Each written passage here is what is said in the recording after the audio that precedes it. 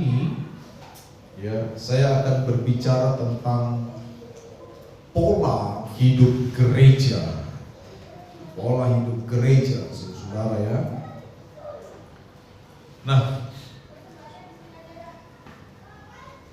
next, di dalam perjanjian baru, saudara-saudara, ya, gereja itu disebut sebagai eklesia, ya.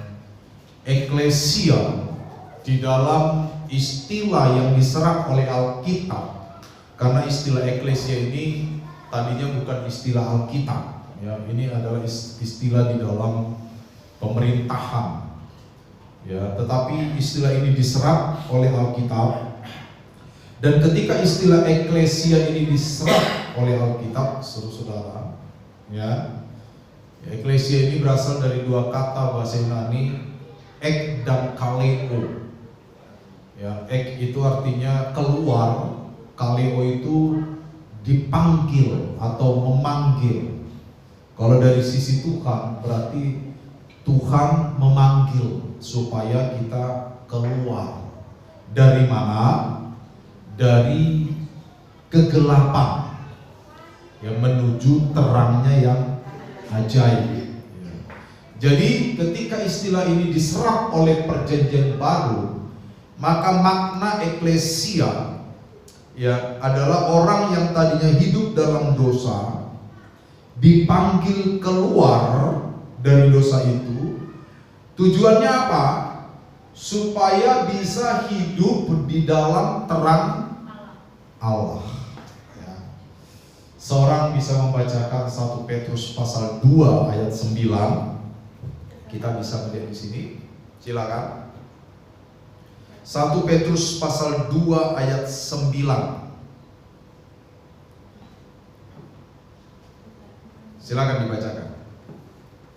Kamulah bangsa yang terpilih, imamat yang merajani, bangsa yang kudus, umat punyaan Allah sendiri, supaya kamu memberitakan perbuatan-perbuatan yang besar dari Dia yang telah memanggil kamu keluar dari kegelapan kepada terangnya yang ajaib. Iya, itu dia. Jadi gereja atau eklesia ya, ketika ditarik dan masuk ke dalam istilah di dalam Alkitab perjanjian baru, menjadi orang yang tadinya hidup dalam dosa dipanggil keluar. Tetapi tidak sekedar dipanggil keluar, saudara, orang itu dipanggil keluar supaya dia mampu hidup di dalam terang Allah. Itu dia. Ya, jadi eklesia memberikan kepada kita definisi yang jelas tentang status yang berganti. Ya, seorang yang ada dalam kegelapan, seorang yang tadinya hidup dalam dosa, ketika dia menjadi gereja, maka dia keluar dari kegelapan itu, dia switch, berganti ke tempat yang terang, ya. Nah, dia dibawa dari kegelapan kepada tempat yang terang oleh pengorbanan Kristus di kayu salib, saudara.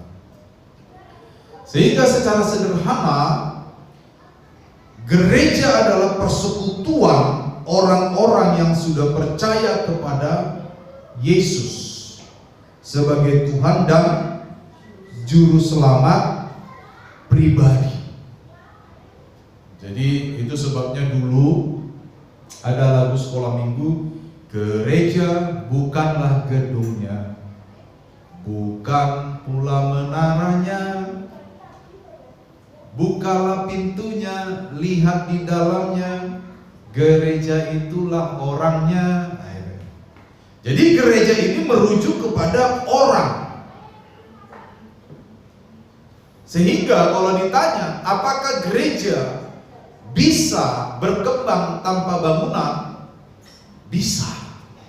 Karena gereja itu sendiri secara organik itu adalah orang. Apakah gereja bisa bertumbuh tanpa alat-alat ini semua? Bisa. Ya, di China beberapa dekade yang lalu, saya sering membaca buku The Voice of the Martyr. Ya, itu mereka justru ibadahnya di sungai-sungai. Ya, 5 orang, bahkan Alkitab tidak pernah ada yang utuh, saudara. Alkitab yang mereka punya itu robekan semua. Dirobek satu lembar, digulung-gulung, ditaruh di lengan-lengan baju seperti ini, ada lubangnya kan? Yang ini, itu nanti mereka ketemu gantian bacanya, tukeran. Ya, tapi sekarang puji Tuhan, saya dengar dari beberapa berita di China gereja sangat berkembang dan tampaknya beberapa belasan tahun ke depan mungkin China akan menjadi negara Kristen yang sangat besar mungkin. Ya, puji Tuhan juga begitu. Tetapi sekali lagi, gereja adalah kita. Gereja adalah orang. Sehingga gereja bisa bertumbuh bahkan tanpa gedung, bahkan tanpa alat-alat, tanpa AC, tanpa musik, tanpa mikrofon, tanpa semua ini gereja bisa bertumbuh. Karena gereja itu siapa? Orang. Ya, itu dia saudara. Jadi kalau kita memiliki konsep pemikiran yang seperti ini, kita aman. Ya, kita aman. Karena kapan saja gereja bisa saja dipersekusi, ditindas kapan saja. Baik yang sudah punya izin, yang nggak punya izin, sama saja itu. Iya kan?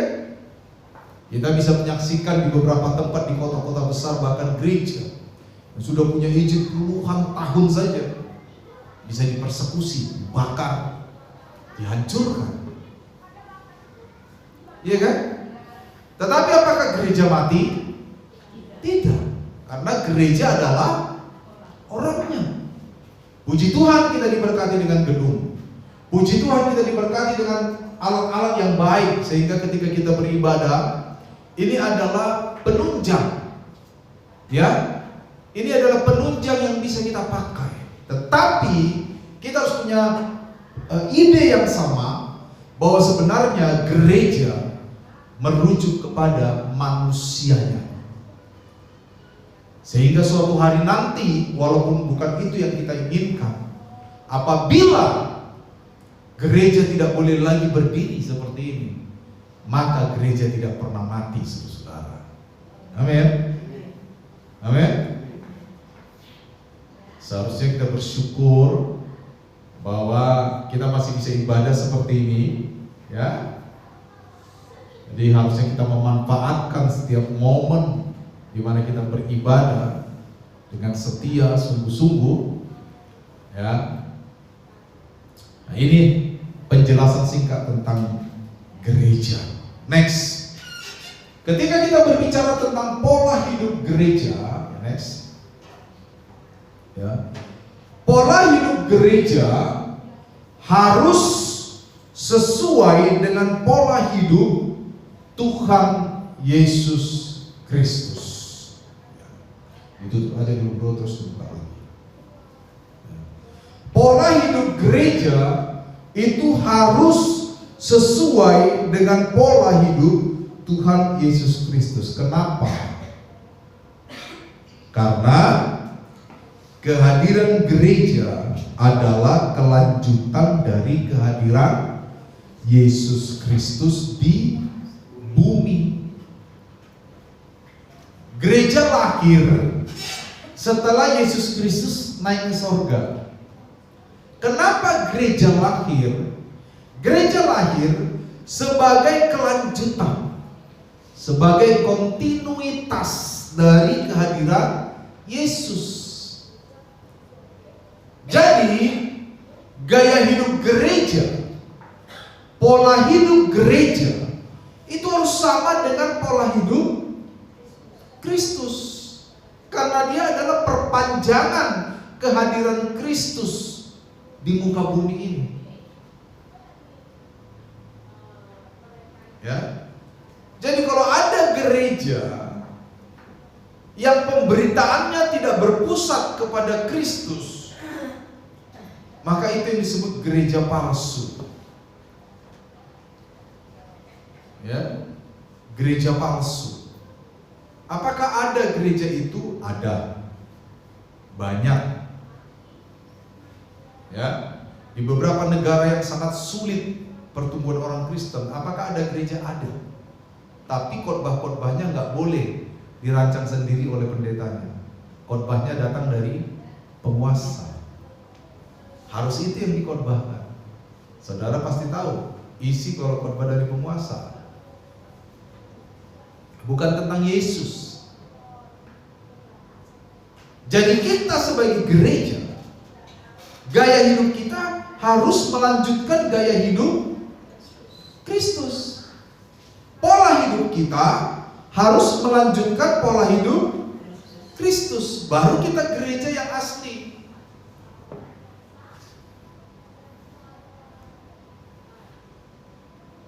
Kalau ada gereja kerjanya bertengkar aja, itu gerejanya palsu itu. Ya. Kalau ada gereja di dalamnya tidak saling mengasihi satu dengan yang lain, maka gereja itu palsu.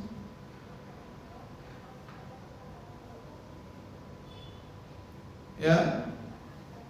Dulu sekali, ya, di dalam jemaat ada jemaat bertengkar sama jemaat lain. Ya, mungkin karena pertengkarannya hebat, dahsyat, akhirnya salah satu pamit. Pak, saya udah nggak bisa di gereja ini. Kenapa? Saya kayaknya udah nggak berdamai dengan si ini, jadi saya pindah saja. Saya izinkan sih, ya Pak, selamat. Semoga Bapak di tempat baru berdamai dengan orang-orang di sana. Kan gitu kan? Masa mau kita tahan? Dia bilang setiap hari Minggu saya ibadah, saya nggak damai Pak. Berat juga tuh kalau nggak damai kan? Saya juga mengerti perasaannya, jadi saya izinkan, silahkan. Padahal orang ini berdoa, tim doa, nggak damai sebenarnya. Bayangkan. Jadi kalau terjadi pertengkaran di dalam gereja, ya kadang-kadang kelemahan gereja, kenapa gereja menjadi tidak tertib? Kalau jemaat di luar berselisih paham dengan jemaat yang lain, itu kebawa ke gereja. Malas saya lihat wajahnya. Saya kan di gereja lihat wajah Kristus, bukan wajahnya dia. Kalau lihat wajahnya dia, hati saya deg-degan, jantung saya detaknya tidak beraturan. Harusnya jantungnya duk, ya kan, 90 beating per menit. Kalau lihat wajah dia, jantung saya kan duk, itu kan bisa sakit jantung. Ya kan, 150 beat per detik. Wah, itu bahaya. Jadi gereja menjadi palsu. Kenapa? Karena tidak mengikuti Kristus. Jadi kalau kita mau membedakan mana gereja asli, gampang sekali.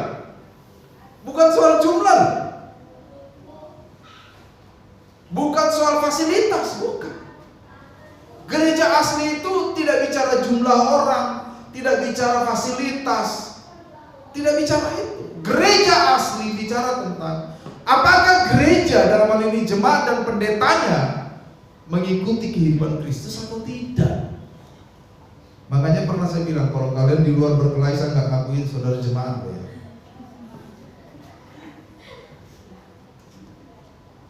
Iya kan? Jemaat siapa tuh? GSC, aduh. Kan gitu. Karena ketika kita tidak mengikuti ajaran Kristus, kita tetap gereja, tapi gereja yang palsu. Ya. Nah, pagi ini kita mau lihat nih sebentar apa saja yang bisa kita lihat dari pola hidup Kristus. Yang pertama, kita tanya, Yesus datang untuk apa? Ini kan? Mari kita buka Markus 10:45. Markus 10:45.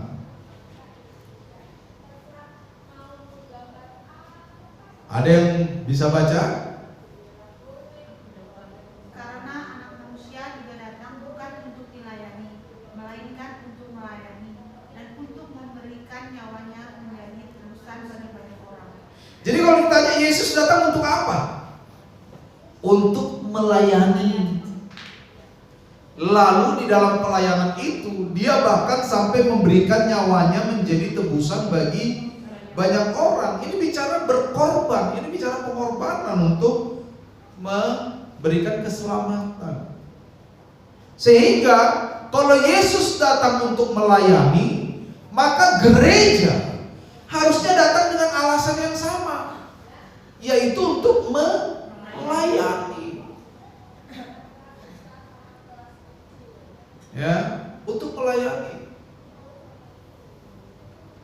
Pendeta harus punya sikap melayani. Jemaat juga harus punya sikap melayani. Kita semua sama meniru Yesus. Kita semua harus punya sikap melayani. Karena alasan Yesus datang ke dunia menurut Markus 10 ayat 45 adalah untuk melayani, memberikan nyawanya menjadi tebusan bagi banyak orang. Gereja sebagai kelanjutan dari kehidupan Yesus Kristus di muka bumi harus datang dengan alasan yang sama. Gereja harus punya ciri utama atau salah satu ciri yang paling menonjol adalah melayani. Ya, jadi semua kita harus punya spirit melayani. Ya, harus punya spirit melayani. Di gereja itu tidak ada sebenarnya orang yang spesial. Biarpun pendeta juga tidak spesial kok. Yang spesial itu apa? Martabak telur. Hanya itu yang spesial. Pakai daging, karena martabak telur pakai daging. Itu aja yang spesial. Jangankan itu yang spesial aja, martabak telur bisa dikacangin, betul nggak?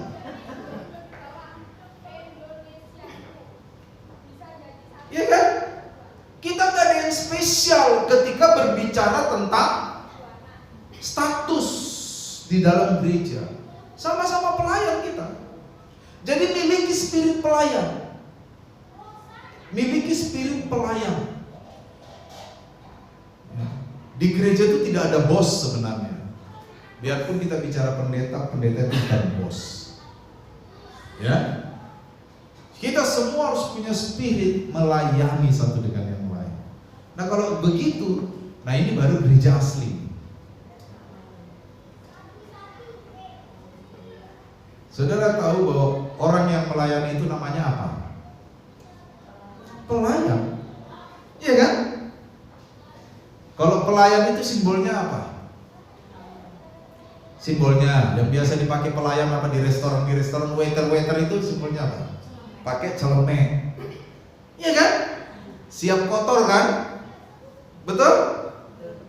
Begitu. Spirit pelayan itu begitu. Dia siap kotor. Itu spirit pelayan. Tapi kalau spirit bos beda, betul nggak? Dia tidak siap kotor. Iya kan? Dia siap nyuruh. Itu bos itu. Merintah. Itu bos. Nah, itu dia. Yesus datang untuk melayani. Bahkan pelayanan yang Yesus berikan itu sampai memberikan nyawanya menjadi tebusan bagi banyak orang. Gereja harus datang dengan alasan yang sama. Ya. Dan pelayanan itu bukan hanya di ruangan ibadah, bukan. Pelayanan itu terjadi di luar ruangan gereja. Terjadi. Orang-orang akan tahu kalau kita adalah punya spirit pelayanan dengan apa yang kita tampakkan, dengan apa yang kita lakukan di luar sana. Oke? Yang kedua,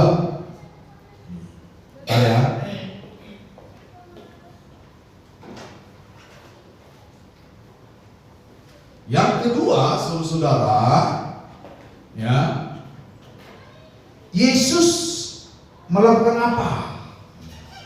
Apa yang Yesus perbuat? Ini salah satu ya, salah satunya Markus 1:35. Coba. Seorang boleh Markus 1:35, seorang lagi Matius 4:23, ada yang juga Matius 25:40. Coba. Markus 1:35, silakan dibacakan. Pagi-pagi benar, waktu hari masih gelap, ia bangun dan pergi keluar. Ia pergi ke tempat yang tinggi dan berdoa di sana. Iya.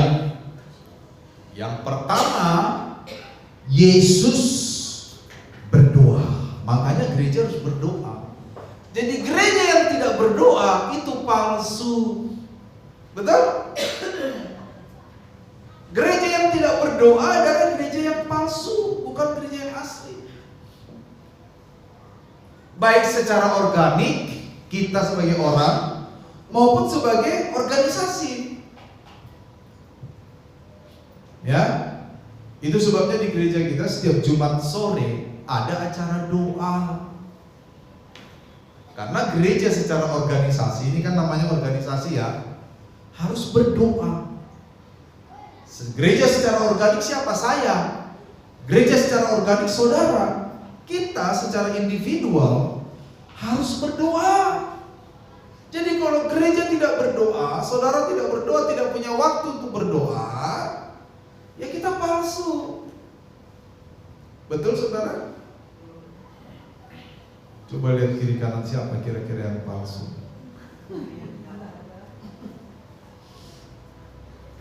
Jadi Yesus berdoa, maka gereja harus berdoa. Matius 4:23, coba. Ini yang simpel-simpel aja pagi ini. Yesus pun berkeliling di seluruh Galilea, ia mengajar dalam rumah-rumah ibadat dan memberitakan Injil Kerajaan Allah serta melenyapkan segala penyakit dan kelemahan yang ada. Ya, memberitakan Injil Kerajaan Allah. Yesus memberitakan Injil. Di dalam teks perjanjian baru kalau kita periksa, banyak sekali ayat-ayat yang merujuk bahwa Yesus ataupun orang percaya harus memberitakan Injil. Banyak sekali. Banyak sekali. Mungkin ratusan ayat bisa jadi. Ya. Bayangkan konsep ini diulang. Berarti ini ada satu konsep yang sangat penting. Kalau Yesus memberitakan kerajaan Allah, memberitakan Injil kerajaan Allah, maka kita juga harus memberitakan Injil kerajaan Allah. Tidak ada tawaran itu. Ya. Syukur-syukur ada kesempatan untuk kita bisa bicara tentang Injil sama orang lain. Tapi kalaupun tidak ada kesempatan untuk bicara secara oral, maka seringkali Tuhan memberikan kita kesempatan melalui hal-hal lain. Betul?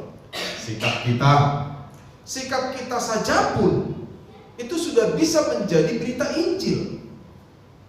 Paulus dengan terang berkata, kamu adalah surat Kristus yang hidup. Iya kan? Surat Kristus yang dibaca oleh orang. Berarti yang dibaca apa? Perbuatan kita. Injil Matius juga mencatat, ya, supaya mereka melihat perbuatanmu yang baik, lalu memuliakan Bapamu yang di surga. Ya, itu dia. Jadi pemberitaan Injil itu tidak sekedar secara oral, tidak hanya kalau kita bisa bicara tentang Injil, bukan. Kalaupun kita tidak pandai bicara tentang Injil atau tidak ada kesempatan untuk memberitakan Injil secara lisan kepada orang-orang, maka perbuatan kita seharusnya menjadi Injil yang berbicara kepada orang-orang. Makanya penting sekali menjaga perbuatan. Tadi di awal kita berdoa buat bangsa, saya berikan satu pressure atau penekanan di sana, bahwa lisan kita itu akan sangat berdampak. Betul? Lisan kita akan sangat berdampak. Makanya kepada jemaat saya katakan, berhikmatlah dalam bermedia sosial. Berhikmatlah. Saudara yang pelayanan, saudara yang belum pelayanan pun sama. Kita harus berhikmat dalam bermedia sosial. Kalau Anda marah, tidak usah marah di media sosial, karena pasti langsung dinilai. Apalagi kita yang terlibat pelayanan, pasti langsung dinilai. Oh, ini WL ini setahu saya di GSJ ini. Setahu saya WL ini ngomong gini gitu. Pendetanya siapa itu? Pasti gitu. Itu pasti sudah. Betul? Iya kan? Nggak ada itu saudara. Biar kita dipenuhi roh, biar kita berbahasa roh tiap hari. Tapi kalau media sosial kita dipenuhi dengan hal yang tidak benar, gugur. Betul?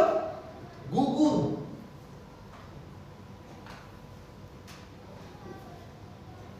Karena kesaksian hidup itu pemberitaan Injil.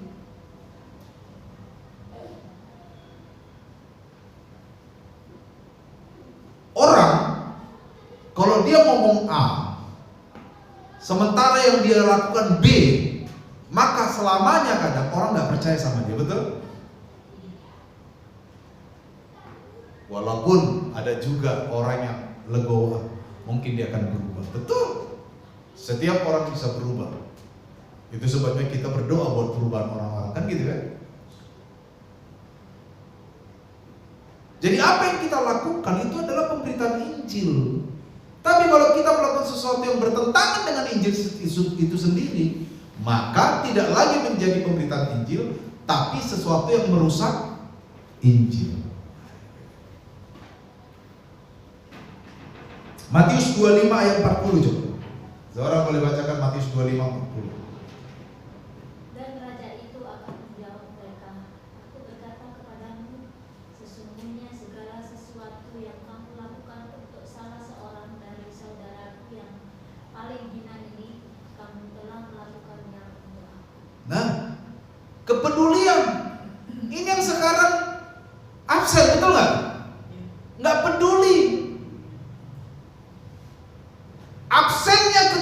Absennya kepedulian menimbulkan dampak yang merusak. Yesus mengajarkan kita peduli loh. Waktu 3 hari 3 malam sekitar 20.000 orang mengikuti Yesus, dan diantaranya sekitar 5.000 orang laki-laki dewasa. Apakah Yesus cuek dengan mereka? Tidak. Muridnya bilang, guru di Injil Yohanes, suruhlah mereka pulang. Kita nggak mungkin kasih mereka makan. Yesus menjawab apa? Oh tidak, kamu yang harus memberi mereka makan. Ada apa di tanganmu? Ini ada bekal seorang anak kecil, 5 roti dan 2 ikan. Cukup untuk 20.000 orang? Cukup? Tidak. Waktu Yesus menghadapi ketidakcukupan, apa yang Yesus lakukan? Dia menengadah ke atas. Sebenarnya kalau kita sedang gak cukup, gampang ya, menengadah ke atas. Tuhan, aku gak cukup. Di dalam kesendirian, bukan di atas kamera. Karena banyak orang, teman-teman saya, pendeta di kadang kurang kerjaan, live Facebook, guys, doakan ya guys, ini kita lagi ini mendoakan apa minta dana?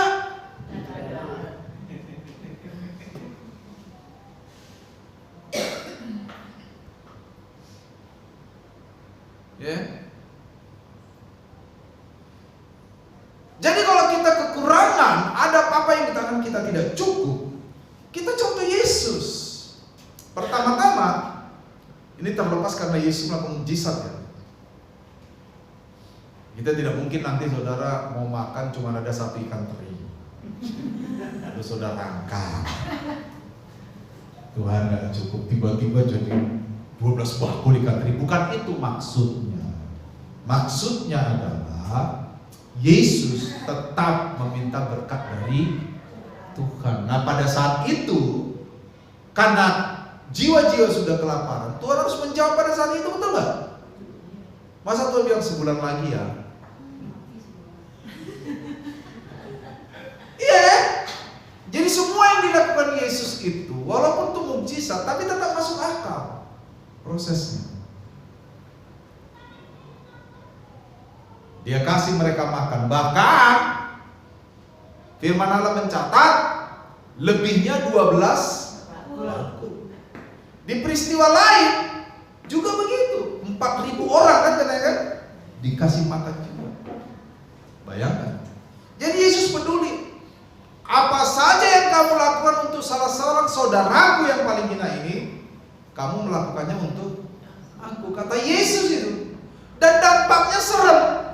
Orang yang tidak melakukannya dimasukkan ke dalam lautan yang menyala-nyala itu. Di sanalah terdapat ratapan dan kertakan gigi. Itu sudah. Jadi jangan bilang saya sudah kenal Yesus, jadi saya cuek aja, cuek bebek. Oh jangan. Ignorance, ketidakpedulian, itu dosa. Saudara-saudara, dosa itu ketidakpedulian. Tidak peduli dengan pekerjaan Tuhan, tidak peduli dengan tetangga yang sedang kesulitan, tidak peduli dengan perasaan orang. Ya pokoknya tidak pedulilah. Itu dosa. Nah itu dia. Ya. Jadi Yesus melakukan apa? Yesus berdoa, gereja harus berdoa. Yesus memberitakan Injil, gereja harus memberitakan Injil. Yesus peduli secara sosial, gereja juga harus menunjukkan kepeduliannya secara sosial. Memang kadang-kadang di tengah-tengah kesulitan tidak selalu mudah untuk berkorban, betul? Betul? Yesus pun begitu. Makanya suatu kali di Taman Getsemani, pada beberapa jam sebelum dia ditangkap oleh perwira-perwira Romawi, dia bilang, Bapak, jika mungkin cawan ini lalu daripada aku. Karena Yesus memang berat sekali. Tapi jangan kehendakku, tetapi kehendakmu yang jadi. Berkorban itu memang namanya juga berkorban, betul? Iya kan? Berkorban untuk menolong orang yang kesusahan. Saya masih ingat dulu waktu kerusuhan di Sumbawa tahun 2013, ketika tetangga-tetangga kita yang etnis dari Bali mengungsi ke 3 tempat, di Polres, di Kompi, sama di apa ini namanya? Kodim. Ya, gereja kita salah satu dari yang memperhatikan mereka. Saya masih ingat kita mendata semua tetangga. Saya telepon waktu itu, kalian di mana, kita inventarisasi, betul ya? Kita inventarisasi. Gerakan pertama waktu itu kita beli nasi bungkus ya Bu ya.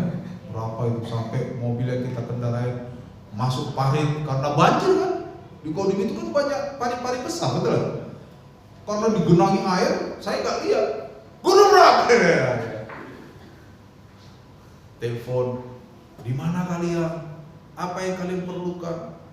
Maaf Pak Pendeta, maaf. Kenapa minta maaf? Kami butuh softex. Kita beli softex besar dulu, ya. Kita kasih mereka. Itu kepedulian. Sebenarnya enak saja kita, udahlah cuek, bahkan gitu kan? Udahlah. Di mana kalian? Di Polres, kita kunjungi mereka. Itu tambah kali kita kunjungi. Kalian perlu apa? Nah itu kepedulian. Sebenarnya nggak ada juga istilahnya kewajiban kita untuk melakukan, tapi itulah kepedulian. Dan mereka mengenal kita sebagai gereja. Bayangkan, begitu besarnya dampaknya. Ini udah banyak yang pindah tetangga-tetangga kita. Kalau dulu setelah kejadian itu, ya, saya nggak tahu basa-basi atau apapun, saya nggak tahu hati orangnya. Tapi setiap kali bincang sama mereka dan anak orang, selalu saya diperkenalkan, ini pendeta saya. Orang Bali semua. Sekali lagi saya tidak tahu ya, apa itu basa-basi atau tidak, tapi itulah yang mereka ucapkan. Kenapa? Ya berawal dari kepedulian itu. Jadi jangan anggap enteng kepedulian. Kepedulian itu dampaknya besar. Saudara-saudara, maka gereja harus melakukan hal yang sama. Ya, next, terakhir. Yesus mengajarkan apa? Matius pasal 5 sampai pasal 7, ini panjang, gak usah dibaca. 3 pasal. Ya kan? Yesus ngajarin apa? Saya simpulkan dari Matius 5 sampai 7 ini. Ya, pengajaran di bukit. Yesus mengajar kebahagiaan, tapi kebahagiaan yang benar, bukan kebahagiaan yang palsu. Banyak dunia ini juga mengajarkan kebahagiaan, tapi kebahagiaan yang palsu, yang temporer. Kalau tidak bisa dikatakan palsu, kebahagiaan yang singkat, sementara.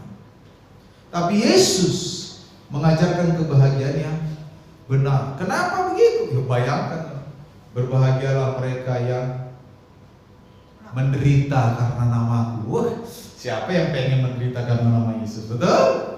Tapi itulah memang kebahagiaan yang benar. Paulus juga mengatakan yang kukehendaki ialah mengenal Dia bahkan di dalam penderitaannya. Saudara, Yesus mengajarkan fungsi orang percaya. Orang percaya harus menjadi garam dan terang. Yesus mengajarkan tentang jalan yang benar. Ya, sempitlah jalan yang benar. Apa saja yang kamu lakukan kepada orang lain, apa saja yang ingin orang lain agar perbuat kepadamu, maka perbuatlah itu kepada orang lain. Itu yang pernah saya perbakan dengan judul Golden Rules, aturan emasnya mungkin. Ya, sebab sempitlah jalan menuju kehidupan, tetapi lebar dan luas jalan menuju kebinasaan.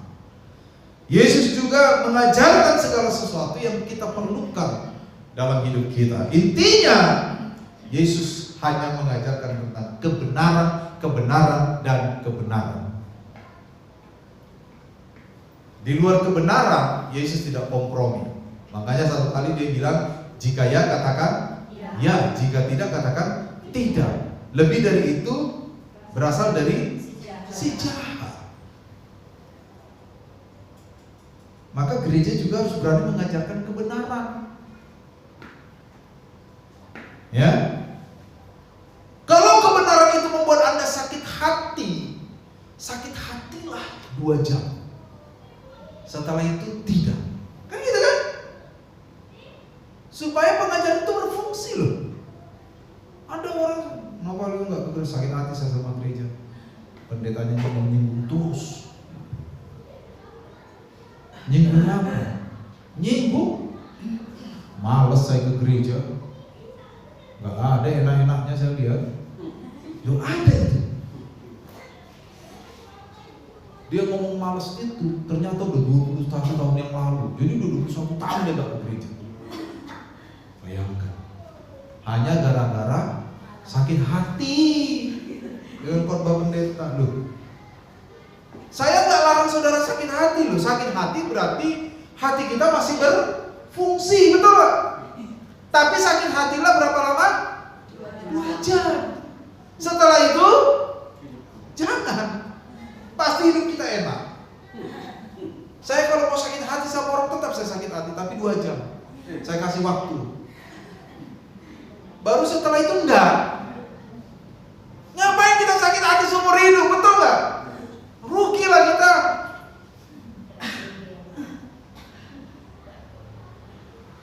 Nah itu dia saudara. Begitu cara kita.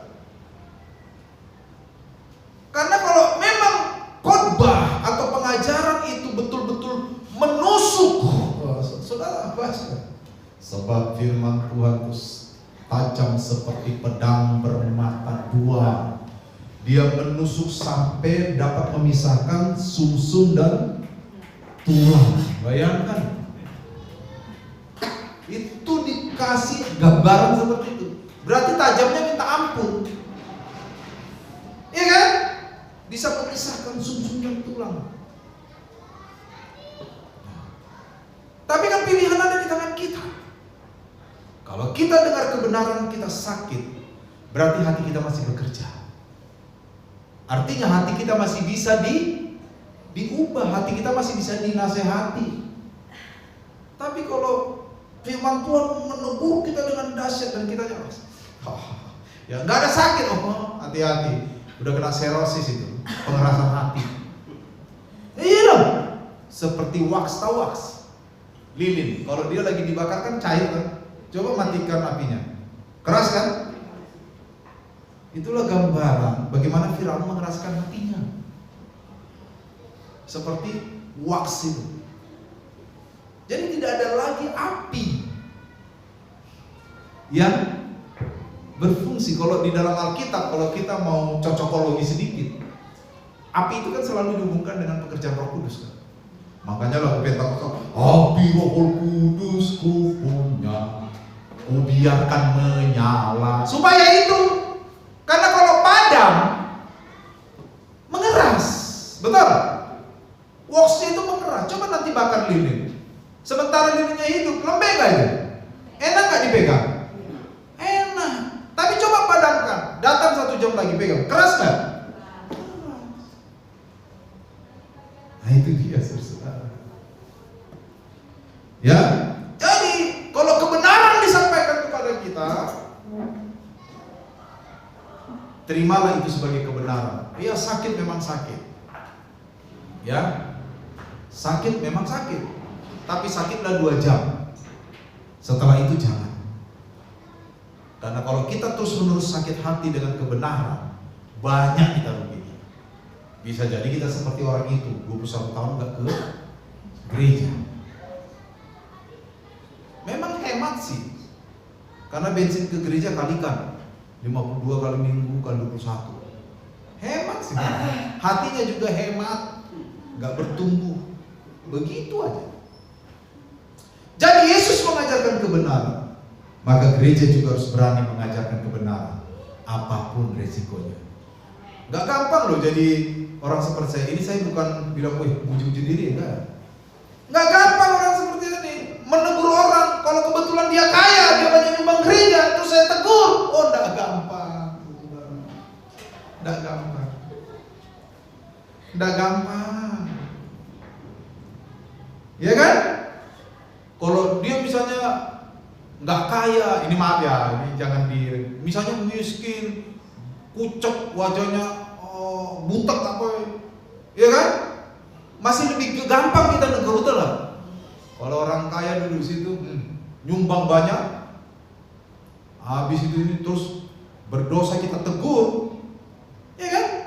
Jangan-jangan dia pindah nanti. Kalau dia pindah, persembahan kurang. Kalau persembahan kurang, bagaimana?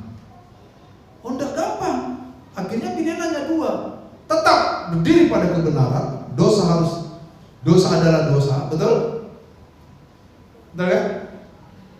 Atau kita mereduksi kebenaran supaya dia tidak lari dari kita. Barang siapa menolak aku di depan manusia, maka dia akan aku tolak di depan Bapakku pada hari penghakiman. Mau pilih ditolak pada hari penghakiman? Kalau tidak, apapun harganya, ajarkan kebenaran. Kalau dosa tetaplah dosa, ya kan? Ada moto Tuhan, dosa adalah dosa, ya kan gitu kan? Itu dia saudara, ya. Amin. Jadi kalau Yesus mengajarkan kebenaran, gereja juga harus mengajarkan kebenaran. Apapun resikonya. Kadang-kadang memang kita akan beresiko orang gak suka sama kita, ya kan? Rokok bos, saya gak merokok bos, banci. Kalau dia bilang gitu, enggak lah bro.